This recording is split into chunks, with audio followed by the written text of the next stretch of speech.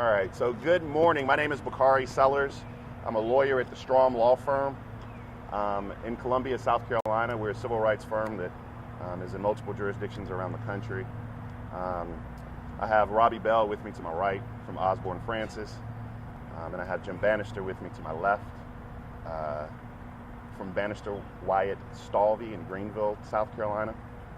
And we actually have this unique yet tragic honor of representing the family of Tiru Chabba, who was killed here on the campus of Florida State University. And so first of all, I do want to say this. I'm from the big city of Denmark, South Carolina, where we have 3 stoplights and a blinking light. And my mom and dad were always pretty clear that they taught me that the 2 most important words in the English language were the words thank you, and they're not nearly said enough. And so usually when I'm in situations where I do civil rights work or cases around the country, it's an adversarial relationship or antagonistic relationship. And I just want to start by level setting here and saying thank you to Florida State. Thank you to the community here in Tallahassee. Thank you to Aramark. Thank you to the president of this amazing university. Thank you to the Board of Trustees, the General Counsel. Thank you to the Director of Communications. Thank you to the students for their prayers.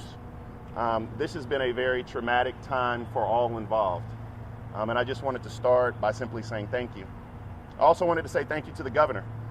For some of you all who may know me or may have seen some of my other work, Ron DeSantis and I may not be on the same page on a lot, but the way that he stepped up and his leadership during a time of crisis says a great deal about his leadership. And I don't know if he'll take my thank you, but on behalf of the family, I do want to say thank you to the governor of Florida. And last but not least, thank you to law enforcement. Law enforcement did yeoman's work, and not just arriving at the scene, but everything they've done since then.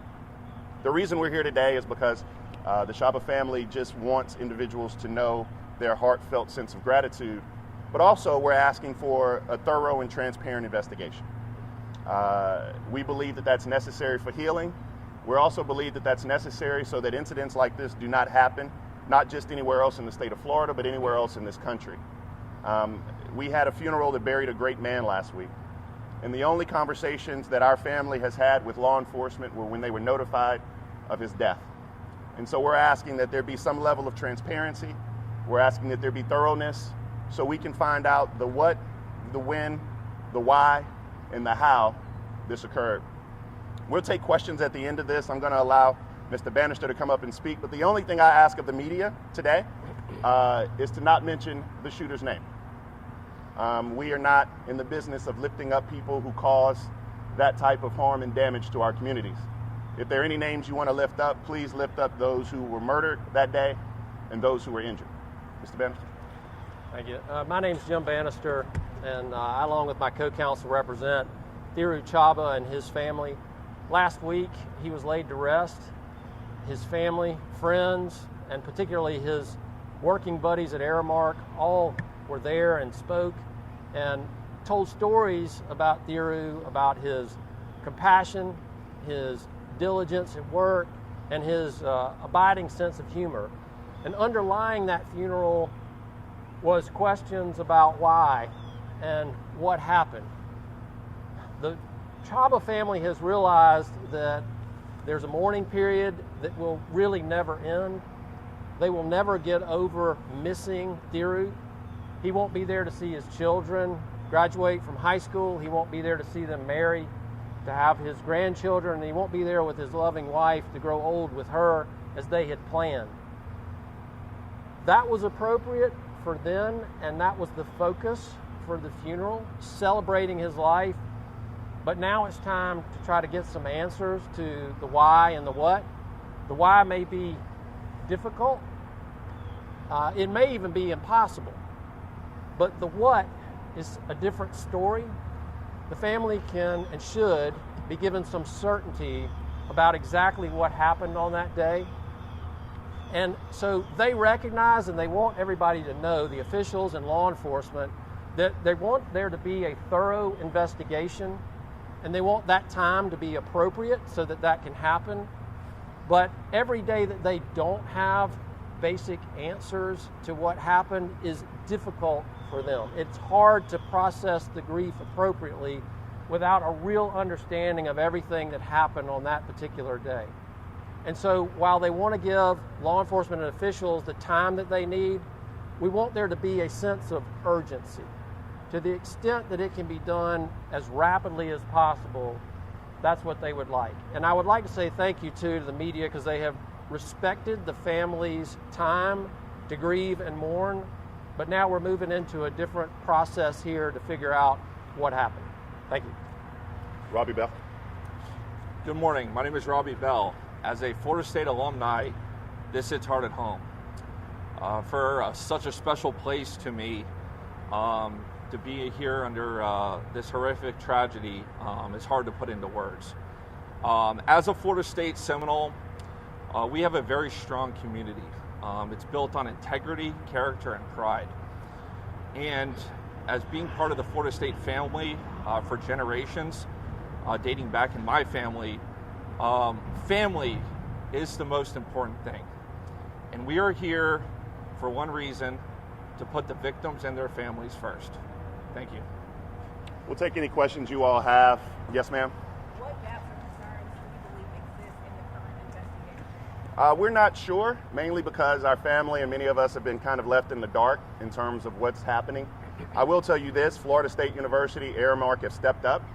We're not here to cast any aspersions on the university or their leadership.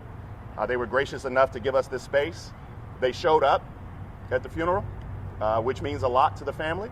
But we are asking, and this happens sometimes either intentionally or unintentionally, anytime you have law enforcement investigating other law enforcement, sometimes things don't necessarily go as they should. And so we want there to be a watchful eye. And we know the governor wants answers. We know that the Florida Department of Law Enforcement wants answers. We just want there to be a little sunlight in the process.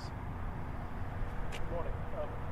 Despite FSU's cooperation so far, if and when there's litigation over Mr. Chabba's death, will Florida State naturally be a defendant in any legal action? Can you talk about that at all? I don't know the answer to that question. Like Mr. Bannister said, it's a lot of questions that we still have remaining. My hope is that this is my hope, my sincerest hope, is that we're able to work together to make these families whole and provide whatever remedies possible without necessarily being antagonistic, without being adversarial. I'm not here for that today. I know there's a great deal of expectation when you have a civil rights lawyer come to town. There's going to be some flame throwing and some rock throwing, but I think that Mr. Bell stated best that this is about family, and we're hopeful that we can have some conversations down the road that may not prove to be adversarial. I'm just not sure yet because we don't have answers to those basic questions. I have a question about Mr. Chabba, if I may. Can you talk a little bit about why was he here at Florida State on that day, and how often did he come here and why? So Mr. Chabba and his family, they reside in Greenville, South Carolina, and he works for Aramark Corporation. And he was here on business. He was here representing Aramark, and they were. This was the second time he had been down in recent months. Aramark had been a vendor with Florida State for a while, and they were in the middle of negotiations for some continuing business concerns. So it was a little bit happenstance that he was here on that day in this particular location. Yes, ma'am. I was going to ask you, so is there still no indication yet for police about a motive for the process? No, we don't have any answers. I think that you guys have seen the same reports. I mean, a lot of things that we've seen have come from the media. We don't have any insight that you all don't have. No motives. I mean, that's the family wants to know why. As you can imagine, losing a father, having children, and you can't explain why. When your dad goes on a work trip, they're supposed to come home, and so we want to get those answers. And the Florida legislature is in session now.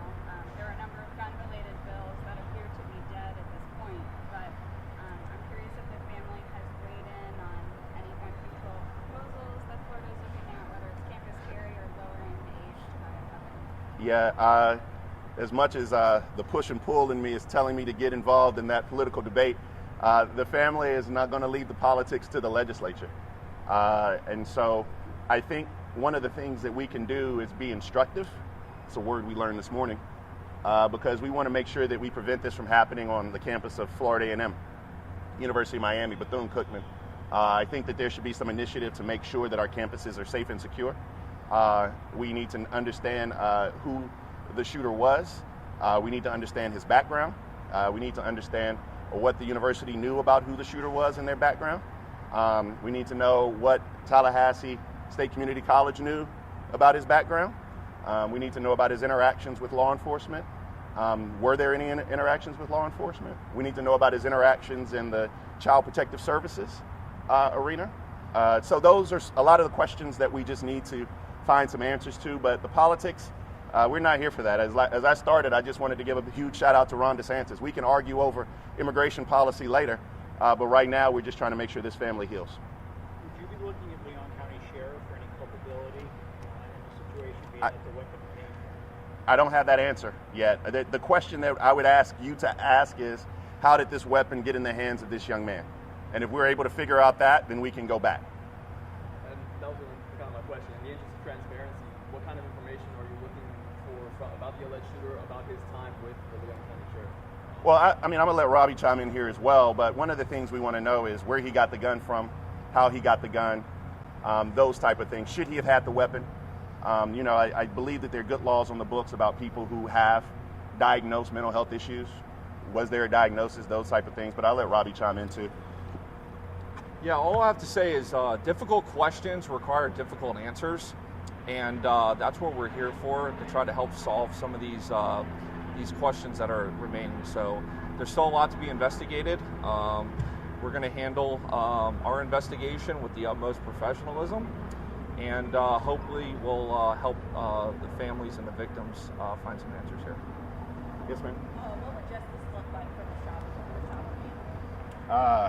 Chabba family? Great question, but I like to be intentional in my words. Justice for the Chabba family is Tiru with his family for holidays. Justice is him picking his kids up from daycare. Justice is him sitting around the dinner table. Justice is him being able to celebrate those birthdays, like Mr. Bannister said, graduations, weddings. So justice for the Chabba family is a little bit out of the realm of possibility now because his life was taken. What we're looking for is accountability. We want accountability in the criminal process that's being undertaken now. We're looking for accountability from the university to see what, if anything, they could have done to prevent it or prevent these things from happening in the future. Everybody stepped up to the plate so far. And we just want that transparency so we can answer the questions that you all are all asking. I mean, it's cool to ask us these questions, but the people with the answers simply, they're not, we want to know, they're not here. We'll do a couple more because I'm now feeling like I'm in Charleston, South Carolina, and under my shirt is now sweating. Can I follow up on that just briefly? Because I think justice definitely does not look like the canonization of the perpetrators of violent crimes. And I think too often that the victims are left with a feeling like the focus has become all on the perpetrator of the crime, that they are then touted in the media, they become famous, and that would simply not be appropriate in this situation. Two more questions. I know you have one. Thank you very much. And then I'll get you the last, okay? I want to return to the point you made a few minutes ago about making the family whole. And Mr. Bannister, if I'm getting far afield, please tell me here. But Florida is a sovereign immunity state. This shooting took place on state property.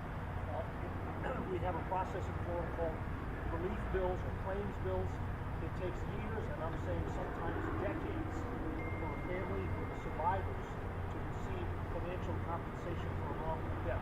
Are you aware of that? We are becoming aware of that as we receive some of the paperwork from the Victims Assistance Program, and I will say that the forms leave you with a lot more questions than answers, and I'm a lawyer, so.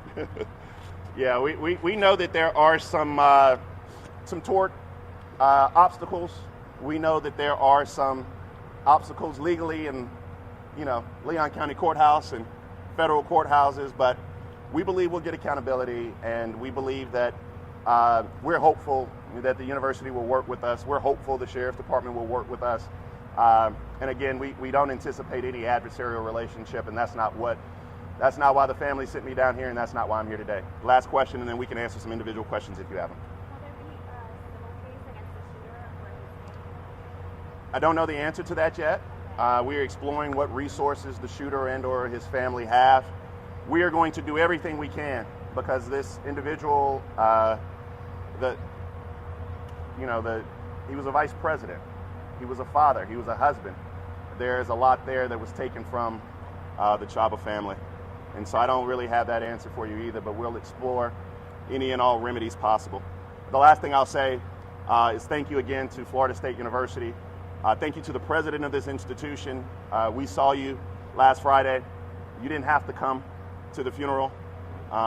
You could have sent a big delegation or made a big hoopla outside, but you just wanted to come and be a part of that celebration in this particular community at this particular time. And so there's a great deal of thanks that the president deserves. Thank you to the governor. Thank you to law enforcement. We just want a transparent, open investigation. A little sunshine never hurt anybody. Thank you, and God bless the great state of Florida, the state of South Carolina, and God bless all of you all. Thank you. Thank you.